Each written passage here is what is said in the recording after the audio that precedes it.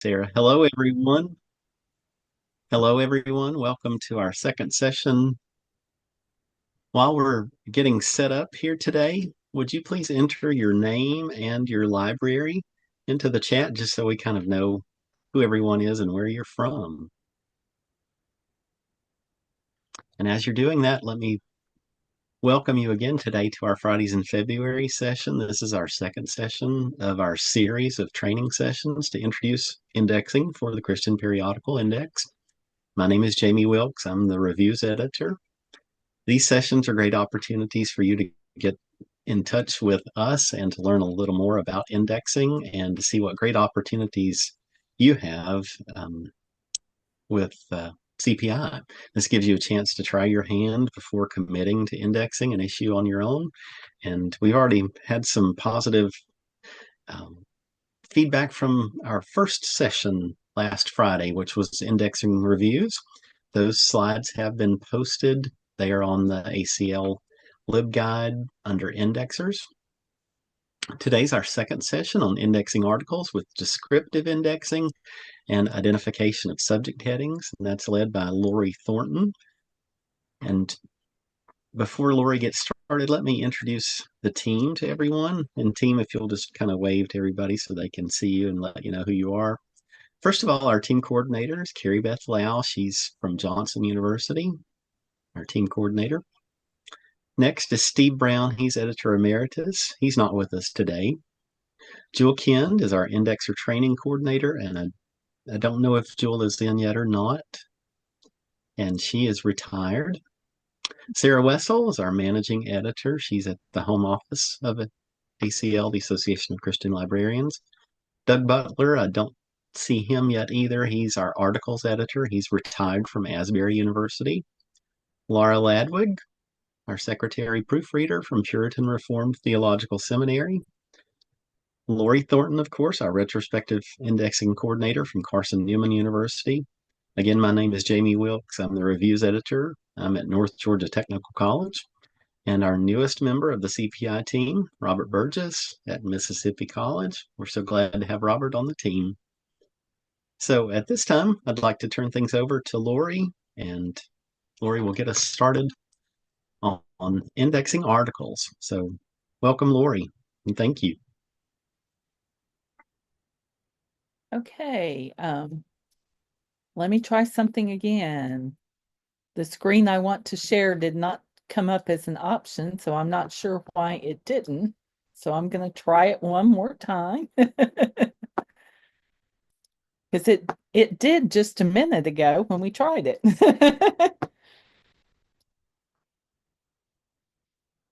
And it is there now. Today we're going to talk about indexing articles for CPI. And we're going to be looking at some of the ones that you were looking at that we requested in the email.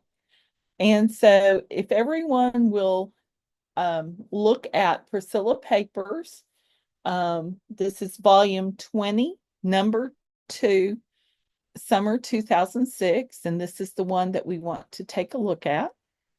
It's on pages 2 and 3.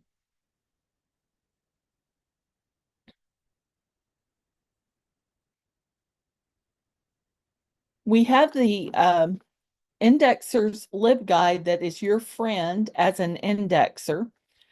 Over here in the area that I have circled on the LibGuide, we have the indexer's manual that is available there, and we also have a text template for articles and a text template for reviews. And those are the things that you will use repeatedly as you are indexing. Sometimes just to check on something in the manual. The manual looks like this. You can see that the last update was in 2024. And so we're going to talk just a minute about indexing the editorials. You're going to find a variety of editorial types in the magazines and journals that you index, and it's going to vary depending upon the publication. Sometimes an editorial is just an issue overview and doesn't really do anything except introduce the articles, maybe with a single line. Sometimes it's an overview that also has some added content by the editor that might be something that enhances it. Sometimes it may be an essay on a current topic of interest. And sometimes it may actually be the equivalent of an article. It might be something topical. There could have been someone in the field who recently died and they have like an obituary or a tribute to that person. So just kind of take a look at that article and you can decide whether it needs to be indexed or not. We trust you. Um, you will likely want to use the Library of Congress subject heading editorials with the editorial. There is not a media designator for that, but you're also going to identify other appropriate subjects for the editorial. We're going to take a look at this one, and I put 22 and it's 20 number 3. I'm sorry. We're going to take a look at this, and this is the one about head coverings, and the you notice down here that the editor's reflections is there, and you click on it and you actually see that particular thing. But when I look at the PDF, that title is actually Editor's Ink. Now, there are a couple of things I noticed. The editor's picture is there, or portrait is there. We also see that there is a piece of artwork there that was not in the other. And we can decide whether this is a significant piece or not. But I'm going to take one of those blank forms. And usually when I start indexing a journal, I go on and I copy and paste the article template into my, uh, I use Cot Editor a lot of times because I'm on a Mac, but you can also use the text edit on the Mac. You can use Notepad++ or Notepad for Word. Either one works. So, take that and copy it. And then I fill out the things that are going to be common to every issue in the thing, and then copy and paste that form like I have right there as many times as I need. Now let's take a look at the media qualifiers here that are available for that first field up there, media design. We only have 4 that are approved for articles, and editorials is not one of them. I sometimes see that. The ones that you are most likely to use are play, poem, score, or short story. All of these media qualifiers are singular. And for use in reviews, will show up down below that. And there is a huge long list of things that can be used in reviews. But we're going to look for the author field now. And the author or the editor, the author of the editorial, the editor, signed the article bill. But if I go back to the stuff about the issue itself, I can see that the editor's name is William David Spencer. So I'm going to type in Spencer, comma, William David in that particular field. Then I'm going to take a look at that title. Now, we already talked about it. It's different on the PDF and on the HTML version. We prefer the PDF because when that particular issue appeared in print, that's how it was designed. So we're going to use the title from the PDF which was Editors Inc. So I'll go that. For the title field, you will use sentence punctuation for the title. If you happen to be a cataloger, you know that that's what you use when you're cataloging books. So you're just going to follow that particular standard. You're going to capitalize only the first word and proper nouns, words that are always capitalized. If the title talks about a book, you know, reflections on The Lion, the Witch, and the Wardrobe, I'm going to capitalize the first word of the title of the book, which would be the.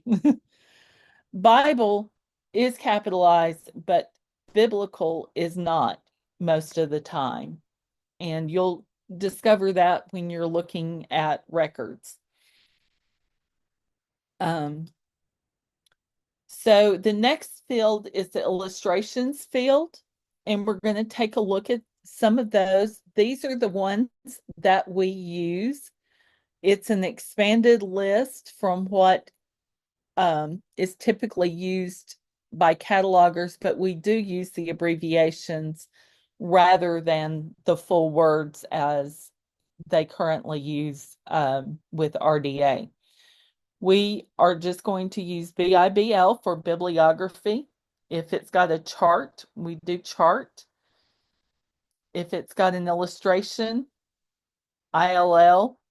If there's a map or maps, it's map. All of them are singular. Um, if it's got a musical score there, it's going to have music. Port for portrait and table. So when I look at that particular one, it had an illustration and it had the author's portrait. We had a discussion fairly recently because sometimes the portraits of the authors are really small, and at the end of the article, it's optional whether you include that. I usually do just because I see it and automatically put it there.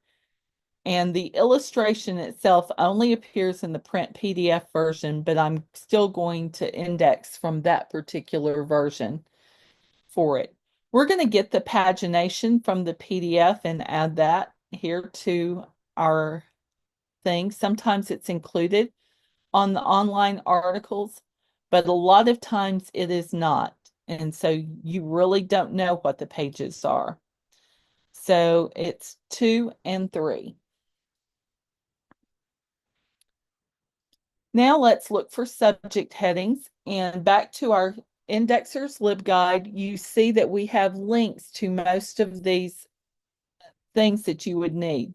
There's a link to free floating subdivisions, things that can be used fairly regularly. There's a link to the Library of Congress authorities, and then the alternate interface is the id.loc.gov. And there are some help pages and then links to the subject headings and weekly lists and stuff like that. But we're going to mostly use either authorities.loc.gov or id.loc.gov. If you use authorities, it's going to look like this to start with. And then when you click, it's going to give you a drop-down box that will help you choose the type of authority that you need. With id.loc.gov, it's broken up on the page where you're going to look. They have all kinds of vocabularies and links to different vocabularies here. But the two that you're going to use the most often are the LC subject headings that you'll find in the grouping under subjects, thesauri, and classification, and the LC name authority file that is under agents. The name authority file is used for people, conferences, businesses, corporations, geographical names, and titles and series. The name authority file includes an indicator of whether a heading can be used as a subject, but it's easier to find that particular thing sometimes um, if you're looking, directly at the authority file rather than one of these interfaces. But most of them can be used, and your editors will catch it if you happen to use one that cannot. So if we're going to look at editorials here, we can do the subject authority file here for editorials. And when I get to it, I see that there is one that over here on the right says Library of Congress subject headings, and that's what we want it to say. We don't want it to say any of these other terms that are over here. Oops. We click through and we see it says authority record. I'm going to click on that. And then I've got to click this one XX. It's several clicks down to get to it, but you'll see that particular thing. If you're a cataloger, this means something to you. And you know that the 150 is a topical subject heading. If you are not, you can click the labeled display. And when you look at it, it will show you that that is a topical subject heading and it's editorials. But it also tells you those see alsos, the other things that you can use. So we're going to put editorials in. Oops, excuse me. I got ahead of myself. And then we're going to start adding some additional subjects. And this one is talking about the types of things that people wear on their heads in religious services. The term headwear comes to mind. So the one that's Library of Congress subject headings only has references out beside it. That means it is not authorized, but it's going to tell me what to use. So I click on that and it tells me to see headgear. So I'm going to look at headgear. And I can actually see that that one is authorized. When I click on it, I can look at all those things and see if any of those narrower terms are a better describer. But when I look at the thing, there are probably several of those things that they could actually be talking about. So I am going to just leave it at headgear. And since we are talking about it in a context of a wearing it in a religious service, I'm going to add religious aspects to it. This particular thing is talking about in various religions, so I'm going to leave it there and not use necessarily Christianity. But when I look at religious aspects, I'm showing you the ID interface here. When I look at it in LC subject headings, I can come up with the one that says general subdivision. And when I click on it, it tells me how they use religious aspects. And you can see the description and, you know, headgear doesn't necessarily fit unless you think of it as a material and type of material, which it might be kind of stretching it. But CPI uses that religious aspects and the qualifiers, which can be any religion or denomination, a little bit more liberally than LC does, just to cover things that are addressed in articles that aren't often the subjects of books. So we would accept the religious aspects and religious aspects Christianity, religious aspects Judaism, whatever there. I also thought about Christianity and culture, which is also an approved setting because it is talking about it in that particular culture. So I'm leaving those as my headings for this particular editorial. I'm also going to add Christian women because it is specifically talking about the women in this article. So you can replace the URL with the link to the individual article. You can decide whether or not the illustrations and stuff are worth linking just to the PDF instead of to the web version. I know with the reviews, we said usually you want to use the web version. I think that sometimes, a lot of times, illustrations, especially maps or a really good illustration of a place or something are left out of the online articles. And so sometimes it's worth linking to the PDF. They will still have the page numbers because you put those in. Now let's look at the article focusing on the Bible passages. And we're looking at that particular one um, from Priscilla Papers in 20 number 3, pages 9 to 18. And this particular article is about wild hair and gender equality in 1 Corinthians 11, 2 to 16. So because this is using a Bible, we want to talk to you just a little bit about the Bible headings. But before we get to that, I want to talk about the pagination. In this particular article, pages 16 and 17 are basically an advertisement for their conference. It's not an article, so it's not really breaking up the article that way. So I went on and did 9 to 18.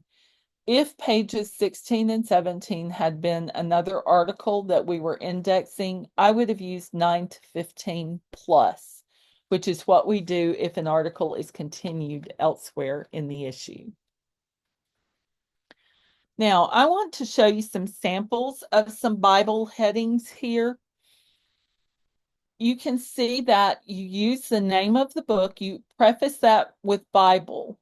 You do not have to use Old Testament and New Testament or OT and NT anymore because they changed that several years ago. So you go directly Bible, Psalms, and Psalms is plural because the book is plural. We have Bible, Hebrews. You put a comma after that and before the chapter, and the chapters go in Roman numerals. The verses, which you can see there with Genesis 1:1, are Arabic numerals. And again, you put a comma between the chapter and the verse. And if you look at the next one, if there's a first, second, and third, you use the ordinal number after the book, like Kings, and then you do the comma first, and then the comma and the chapter, and the comma and the verse.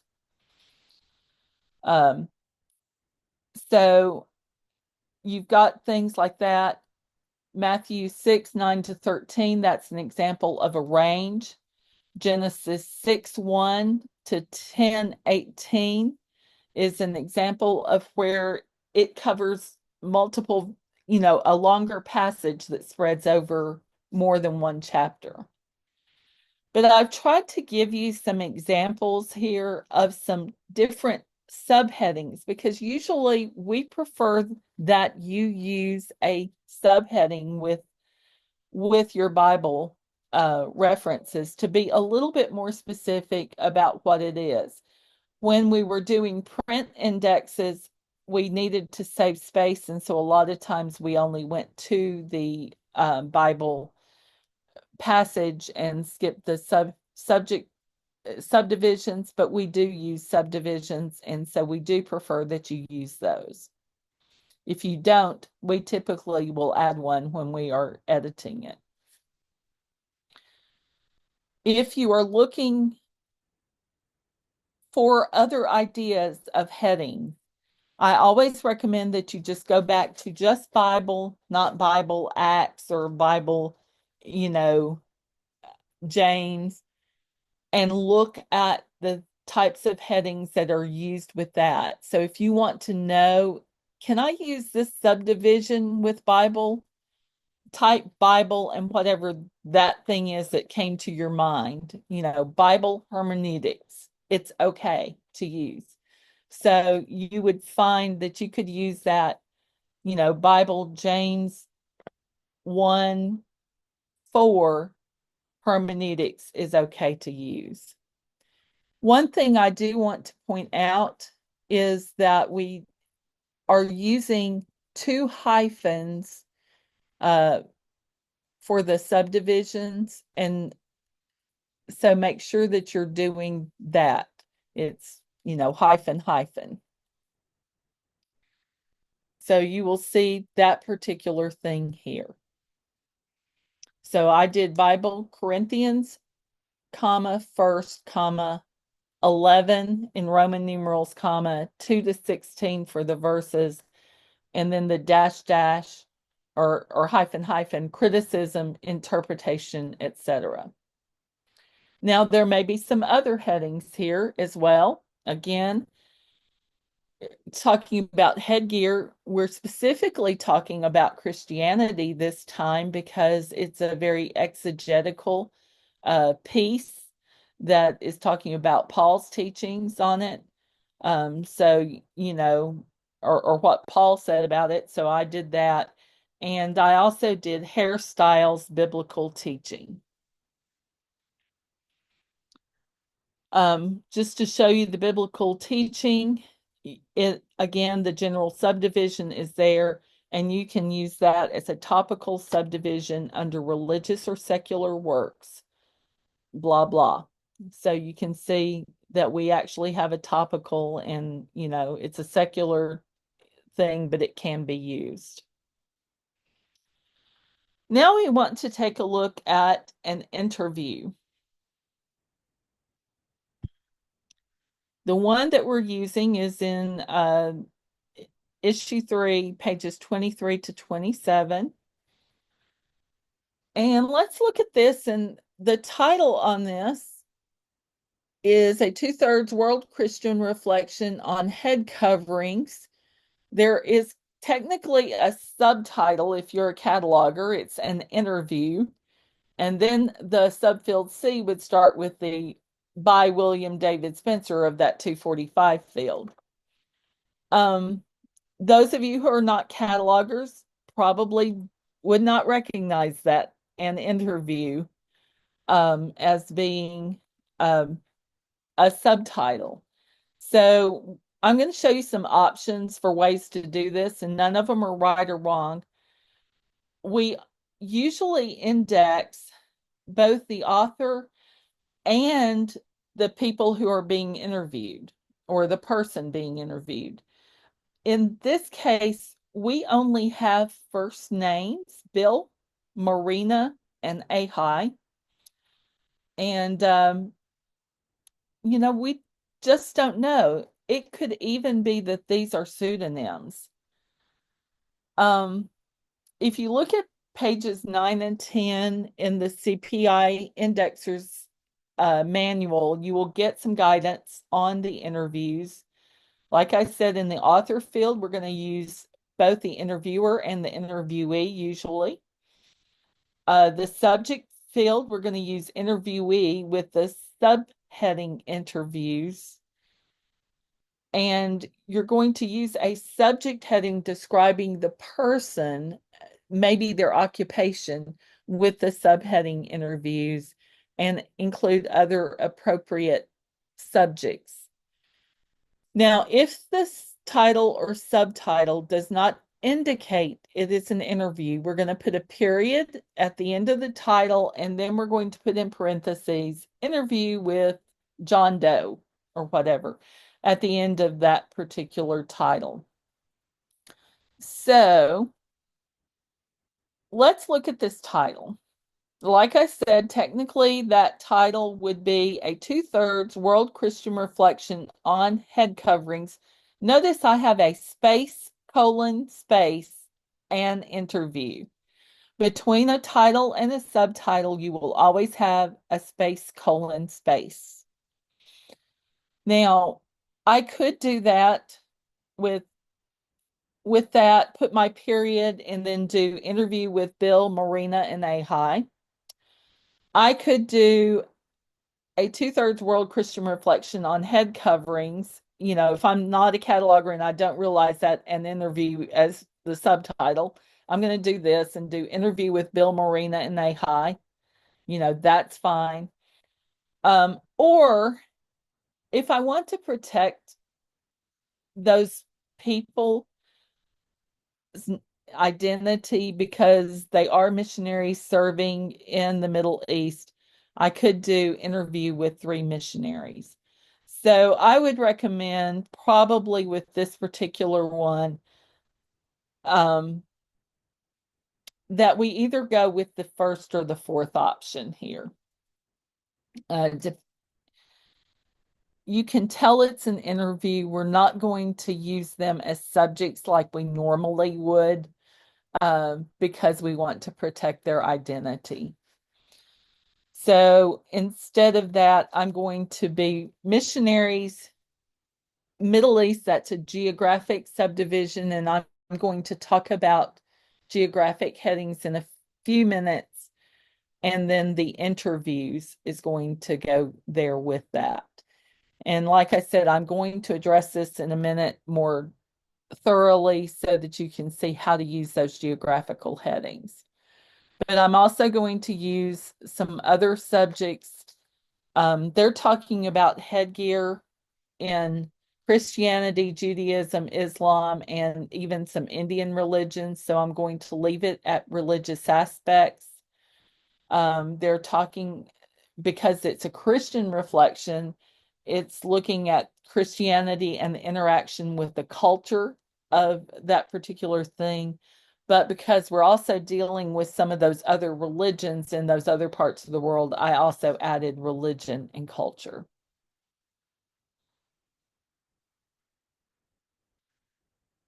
Now, let's look at a poem, and we're going to look at one that is actually in an issue that you haven't looked at. Because this particular journal often has poetry. And we're going to look at this Prayer for a Daughter by Teresa Two Feathers Flowers. And you can, I have not done the whole thing here, but you can get enough of an idea about this particular thing and we can talk about it. The first thing is that media design field that we haven't had to do anything with until now. Anytime you have a poem like that, you are going to use poem in the media qualifier. Again, it's a singular poem. Now, this is a difference between indexing for Christian Periodical Index and Library of Congress subject headings. If you are working with students and they're using your catalog and they're looking for a poem, even an individual poem, they're going to look under poetry or poetry, comma, American or something like that, which is the authorized Library of Congress subject heading for individual poems, poetry collections, and critical works about poetry.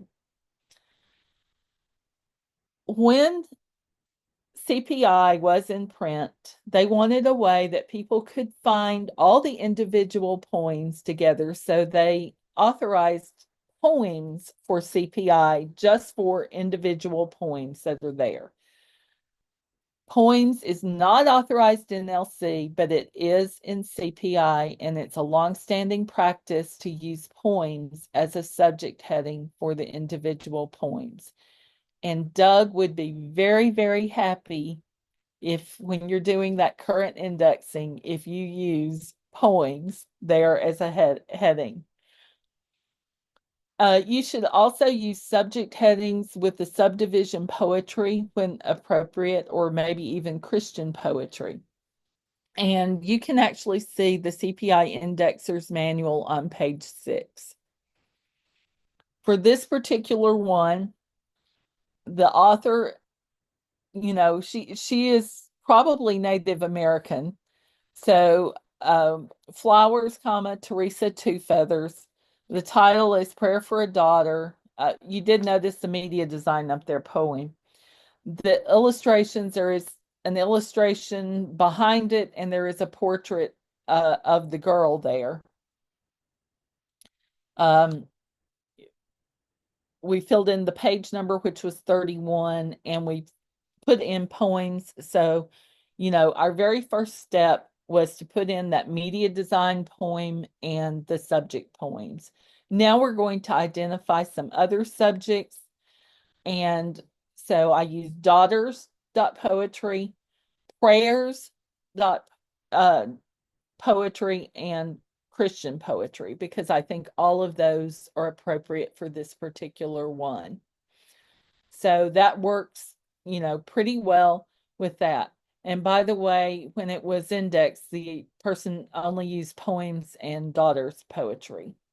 So I have actually expanded it. Now we're going to talk about those geographic headings. I want to talk a little bit about direct versus indirect order. Name authority headings are in direct order. That includes your geographic subject headings that would be down usually in a 651 field of a MARC record if you were looking there, and qualifiers on corporate names, which can actually be, up in the author field, or they can be in the subject field. And so if you're looking at those, this is kind of how they're going to look. Morristown, and then in parentheses, TENN. We do have a list of abbreviations in the manual for the states so that you don't have to go looking everywhere. But usually, if you look in the name authorities file, you will usually find it. Or if you're not sure, just check a larger place. The geographic subdivisions in subject headings are in indirect order. So when you're like Baptist in Tennessee and then in Morristown. So I do Baptist, Tennessee, Morristown that way. If you use authorities, loc.gov, there's a 781 field that will actually provide you the correct indirect order. Now, sometimes there's a little trick to some of them. I'm just going to show you here. Here is Morristown, Tennessee, the approved heading. You see the 151 field there is Morristown, Tennessee, and that means that's the approved authority for it. But the 781 is your indirect order heading that you use as to qualify things in subject headings geographically. But look at New York. When I look, I've got New York, New York, but down at the 781, I have to add the word state for New York State and then New York. And that goes for whether it's Albany, it's going to be New York State, Albany, or Buffalo, New York State, Buffalo. It's going to be that way. So you're going to have a few irregularities. So it's a good idea to check these just to be sure. And it's actually, they don't really show up at ID. So this is a case where the authorities helps you a little bit more than ID. Well, can something be subdivided geographically? Well, there's a way to tell if something can be subdivided geographically. And, we did that with headgear earlier, I think, or with something like that.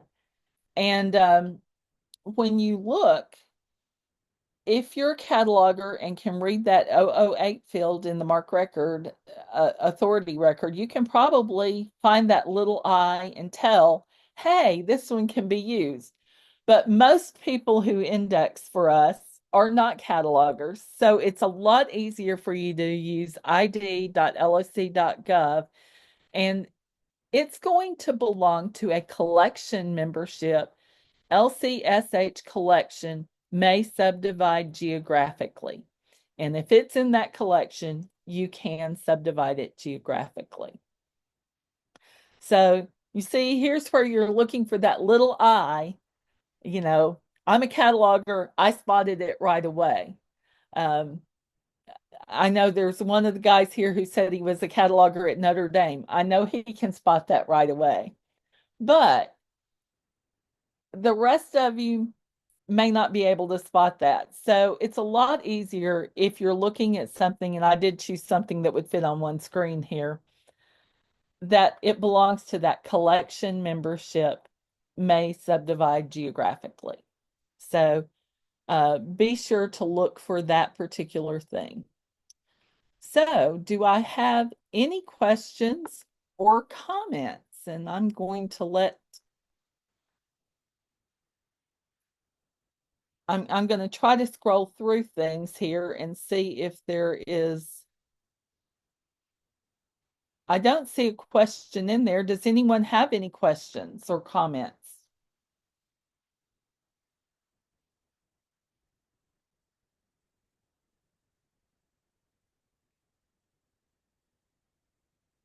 Okay. Let me see if I can find one. um, So while Lori's looking, I'll just restate the question, which is to show an example of an interview with the interviewee named.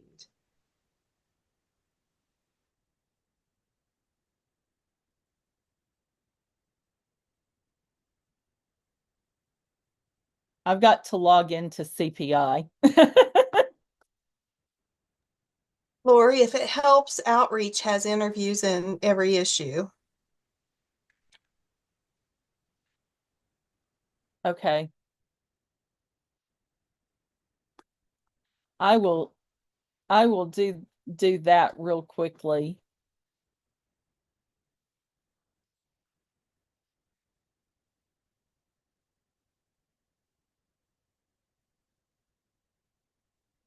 I'm assuming there was one last year.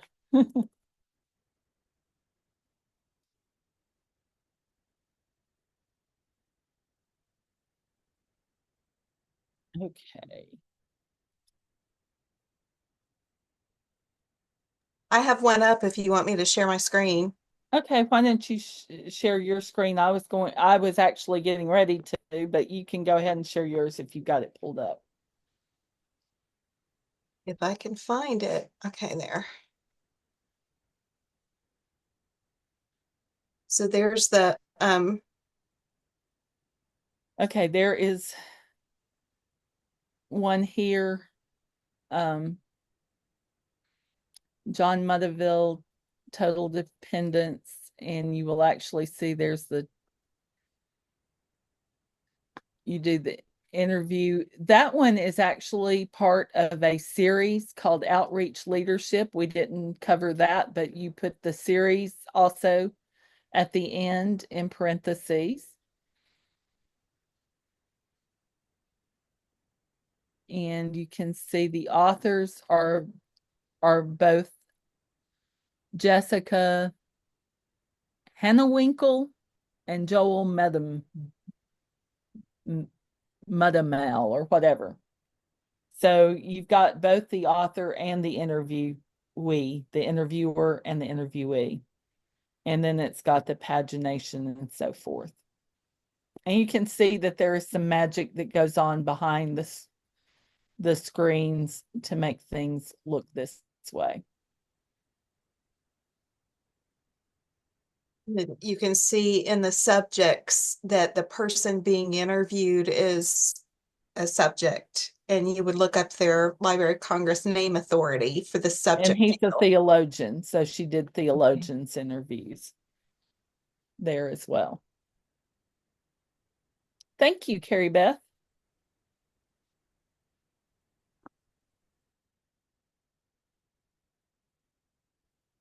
Does anyone else have?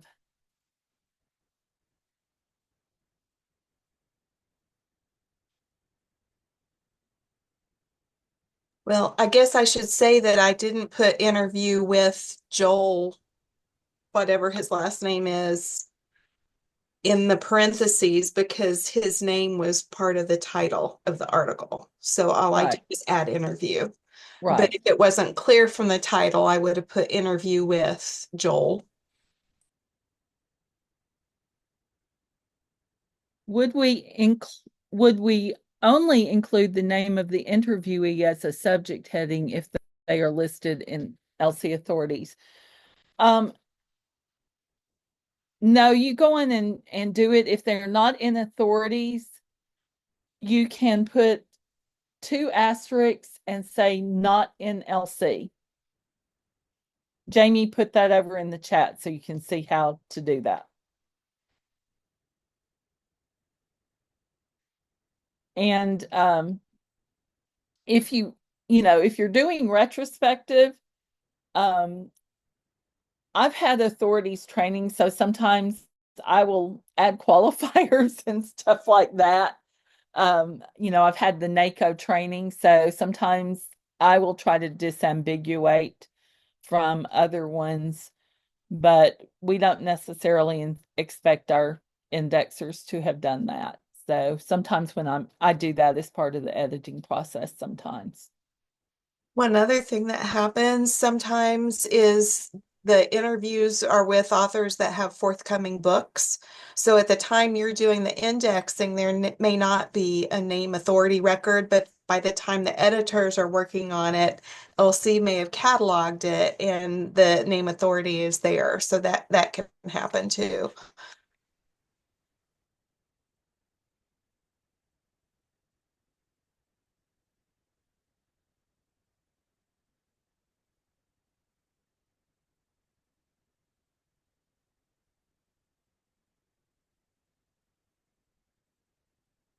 Any other questions?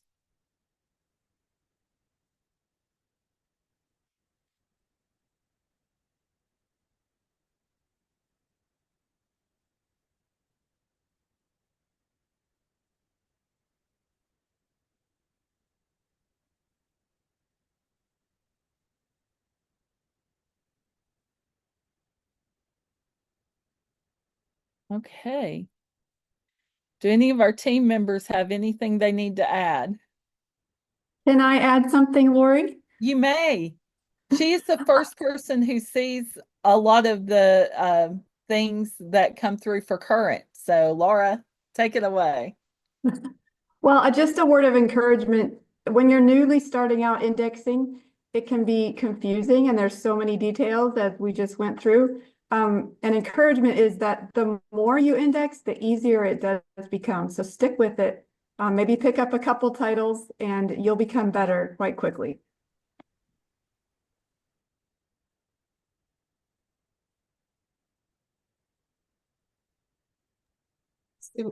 We do have another question. Any advice on plagiarism? I don't know if that's an issue with indexing. That's not something that we normally deal with or would even pick up on. If an article was plagiarized, we wouldn't know that necessarily. We just index what's in the journal.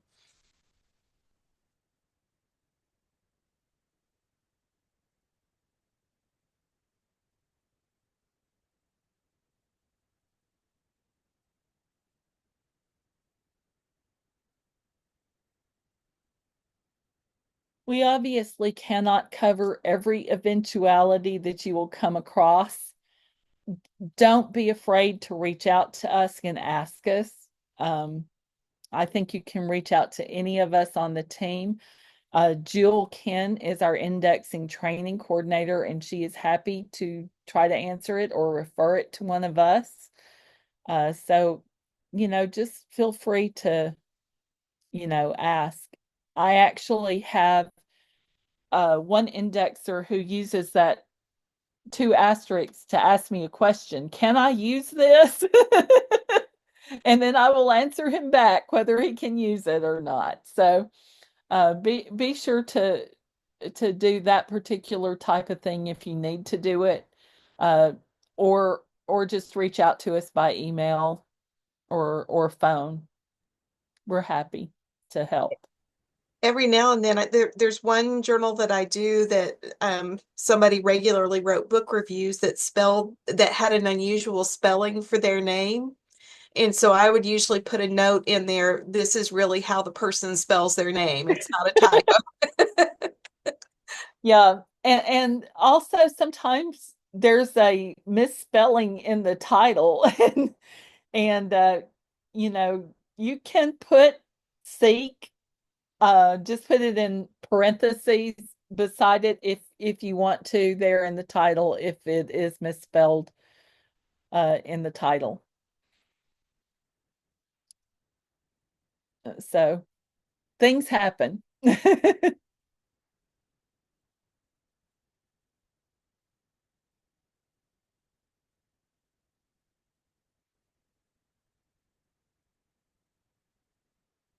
I will say when you are copying the form, make sure you grab that journal article up at the top, that line that has the um, curly brackets on it. That's how the computer knows that there's a new record. I have someone who submitted some things to me recently, was a new indexer, and he got it the first time, but when he copied and pasted, he omitted that particular thing, and I had to go in and add it to all the articles and reviews because it wasn't going to read correctly otherwise. Yes, and Sarah put it there over in the thing, so make sure you get that.